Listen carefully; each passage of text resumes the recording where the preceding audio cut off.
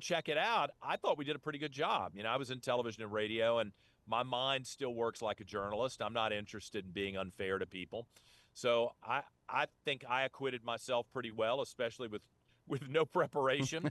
And I think we were fair to her. And their response that it was some sort of gimmick. Well, I mean, maybe it was a gimmick. You wouldn't show up in real life, lady. What do you want me to do? Not have a debate? The people of Virginia deserve to hear from the candidates. Isn't it frustrating that the media that covers the Virginia political races do not bring up the fact that she's running for cover and refuses to debate? I mean, I think a debate is a very fundamental process of a campaign.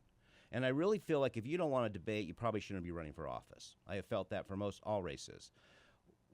Has the press pressed her on this at all and said, hey, get out there and debate this man? Nothing. They just give her free.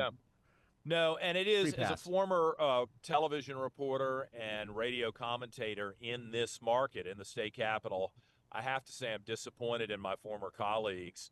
You don't have to pull any punches with me. I can handle everything. I'm not looking for special treatment. But if I were to say I wouldn't debate her, I think that would be a legitimate problem, and it's very frustrating. I pull over on the side of the road all the time and take interviews. I pull over and do Zoom interviews. I have not turned down any interviews. So I'm trying to be really, really accessible, not just to the media, but to the public in Virginia. She is campaigning from her basement. When she comes up out of her basement, it's usually to talk to union folks or, people who are likely to vote for her anyway. And they don't seem to have a problem with that. The lack of accessibility, the lack of candor.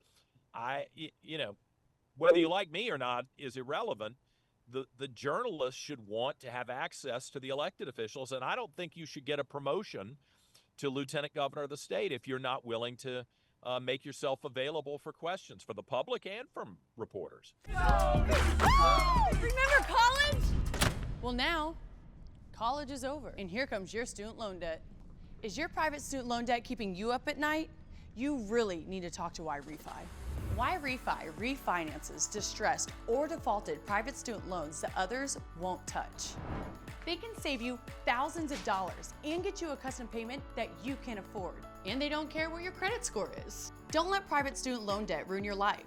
Call YRefi today.